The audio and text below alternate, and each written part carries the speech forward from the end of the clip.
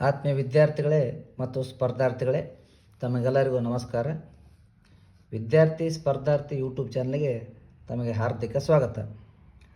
ನಾವು ಈ ಹಿಂದಿನ ತರಗತಿಯಲ್ಲಿ ಕನ್ನಡ ವ್ಯಾಕರಣದಲ್ಲಿ ವರ್ಣಮಾಲೆ, ಅದರಲ್ಲಿ ಸ್ವರ, ವ್ಯಂಜನ, ಯೋಗವಾಹ, ಸಂಧ್ಯಾಕ್ಷರಗಳ ಬಗ್ಗೆ ತಿಳಿದುಕೊಂಡಿದ್ದೆವು. ಇವತ್ತಿನ ತರಗತಿಯಲ್ಲಿ ಗುಣಿತಾಕ್ಷರದ ಬಗ್ಗೆ ಮತ್ತು ಸಂಯುಕ್ತಾಕ್ಷರದ ಬಗ್ಗೆ ತಿಳಿದುಕೊಳ್ಳೋಣ. ಮೊದಲನೇದಾಗಿ ಗುಣಿತಾಕ್ಷರಗಳು. ಗುಣಿತಾಕ್ಷರ ಅಂದರೆ ವ್ಯಂಜನಗಳಿಗೆ ಸ್ವರಗಳು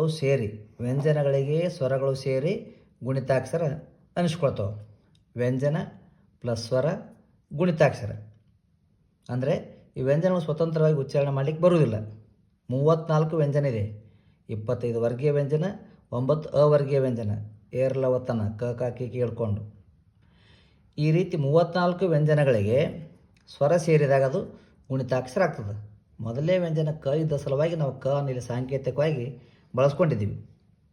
ಈಗ ನೋಡೋಣ. ಕ ಪ್ಲಸ್ ಅ ಕ, ಕ ಪ್ಲಸ್ ಆ ಕ. ಅದೇ ರೀತಿಯಾಗಿ ಕಿ ಕಿ, ಕು ಕು, ಕ್ರು, ಕೆ ಕೆ, ಕೈ, ಕೋ ಕೋ, ಕೌ. ಕ ಪ್ಲಸ್ ಅಂ ಕಂ, ಕ ಪ್ಲಸ್ ಅಹ ಕಹ.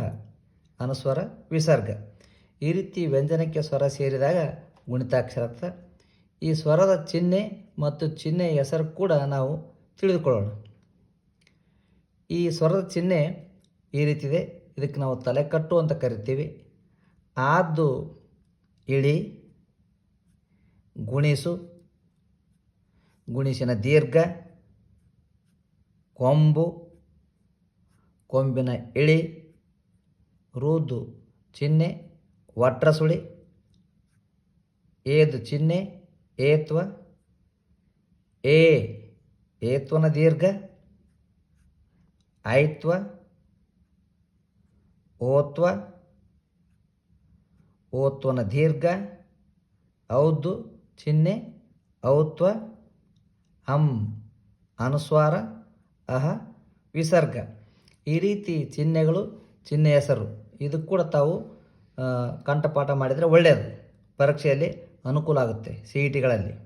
ಹಾಗೆಯೇ ರೂಢಿಯಲ್ಲಿ ನಾವು ಇದಕ್ಕೆ ಗುಣಿತಾಕ್ಷರಕ್ಕೆ ಕಾಗುಣಿತ ಅಂತ ಕರಿತೀವಿ. ಈಗ ಸಂಯುಕ್ತಾಕ್ಷರದ ಬಗ್ಗೆ ತಿಳಿದುಕೊಳ್ಳೋಣ. ಏನು ಸಂಯುಕ್ತಾಕ್ಷರದ ಬಗ್ಗೆ? ಇದಕ್ಕೆ ನಾವು ಒತ್ತಕ್ಷರ ಅಂತ ಕೂಡ ಕರಿತೀವಿ. ಸಂಯುಕ್ತಾಕ್ಷರದಲ್ಲಿ 2 ಪ್ರಕಾರ. ಒಂದು ಸಜಾತಿಯ ಸಂಯುಕ್ತಾಕ್ಷರ, ಮತ್ತೊಂದು ವಿಜಾತಿಯ ಸಂಯುಕ್ತಾಕ್ಷರ. ಸಜಾತಿಯ ಸಂಯುಕ್ತಾಕ್ಷರ ಅಂದರೆ ಒಂದೇ ಜಾತಿಯ ಅಥವಾ ಸಜಾತಿಯ 2 ವ್ಯಂಜನಗಳು ಸೇರಿ ಆಗುವ ಅಕ್ಷರವು ಸಜಾತಿಯ ಸಂಯುಕ್ತಾಕ್ಷರ ಎನಿಸುವುದು.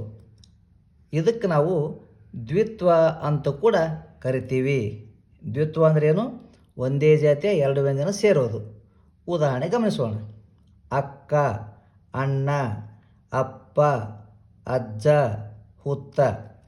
ಇಲ್ಲಿ ಕ ಅನ್ನುವ ಒತ್ತಕ್ಷರದಲ್ಲಿ ಅಥವಾ ಸಂಯುಕ್ತಾಕ್ಷರದಲ್ಲಿ ಕ ಪ್ಲಸ್ ಕ 2 ವ್ಯಂಜನಗಳಿವೆ ನೋಡಿ. 2 ವ್ಯಂಜನ ಸೇರಿ ಅಂತ ತಿಳಿದೇನು. ಇವೆರಡು ಸೇರಿ ಕ ಆಗಿದೆ. ಪ್ಲಸ್ ಅ ಸ್ವರ ಇರ್ತದಲ್ಲಿ ಅದು ತಿಳಿದುಕೊಳ್ಬೇಕು ನಾವು. ನ, ಅಣ್ಣ ನದಲ್ಲಿ ನ ಪ್ಲಸ್ ಣ, ಅಪ್ಪ ಪದಲ್ಲಿ ಪ್ಲ ಪ್ಲಸ್ ಪ, ಅಜ್ಜ ಜದಲ್ಲಿ ಜ ಪ್ಲಸ್ ಜ, ಹುತ್ತ ತದಲ್ಲಿ ತ ಪ್ಲಸ್ ತ. ಇವುಗಳಿಗೆ ಕೊನೆಗೆ ಸ್ವರ ಬಂದಿರ್ತದೆ. ಇಲ್ಲ ವ್ಯಂಜನ ಅಷ್ಟೇ ಗಮನಿಸಬೇಕು. ಈ ರೀತಿ 2 ಸಜಾತಿಯ ವ್ಯಂಜನಾಕ್ಷರ ಸೇರಿ ಸಜಾತಿಯ ಒತ್ತಕ್ಷರ ಅಥವಾ ಸಂಯುಕ್ತಾಕ್ಷರ ಆಗ್ತದೆ. ಹಾಗೆಯೇ ವಿಜಾತಿಯ ಸಂಯುಕ್ತಾಕ್ಷರ. ಇಲ್ಲಿ 2 ಬೇರೆ ಬೇರೆ ವ್ಯಂಜನ ಇರ್ತವೆ.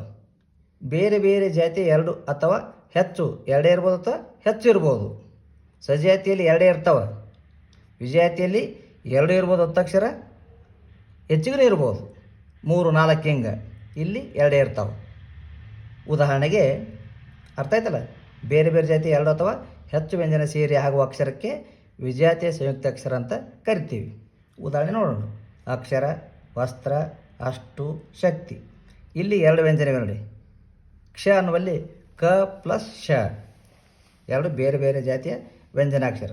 ಸ್ತ್ರದಲ್ಲಿ ಸ ಪ್ಲಸ್ ತ ಪ್ಲಸ್ ರ, ಮೂರು ಬೇರೆ ಬೇರೆ ರೀತಿಯ ವ್ಯಂಜನ ಸೇರಿ ಸ್ತ್ರ ಆಗಿದೆ. ಷ್ಟೂದಲ್ಲಿ ಶ ಪ್ಲಸ್ ಟ ಇದೆ, ಅದು ಸ್ವರ ಪ್ಲಸ್ ಉ ತಿಳ್ಕೊಬೇಕು ನಾವು. ತಿ ಕ ಪ್ಲಸ್ ತ, ಈ ರೀತಿ ಎರಡು ಅಥವಾ ಹೆಚ್ಚು ಬೇರೆ ಬೇರೆ ರೀತಿಯ ವ್ಯಂಜನಾಕ್ಷರ ಸೇರಿ ವಿಜಾತಿಯ ಸಂಯುಕ್ತಾಕ್ಷರ ಆಗ್ತದೆ. ಸಂಯುಕ್ತಾಕ್ಷರ ಅಂದರೆ ಸಮ್ ಅಂದರೆ ಚೆನ್ನಾಗಿ, ಯುಕ್ತ ಅಂದರೆ ಸೇರಿದ, ಚೆನ್ನಾಗಿ ಸೇರಿದದಕ್ಕೆ ನಾವು ಸಂಯುಕ್ತಾಕ್ಷರ ಅಂತ ಕರಿತೀವಿ. ಇದಿಷ್ಟು ಇವತ್ತಿಂದು ಗುಣಿತಾಕ್ಷರ ಮತ್ತು ಸಂಯುಕ್ತಾಕ್ಷರ ಬಗ್ಗೆ ಪಾಠ. ಮುಂದಿನ ತರಗತಿಯಲ್ಲಿ ಮತ್ತೆ ನಾವು ಭೇಟಿಯಾಗೋಣ. ನಮಸ್ಕಾರ.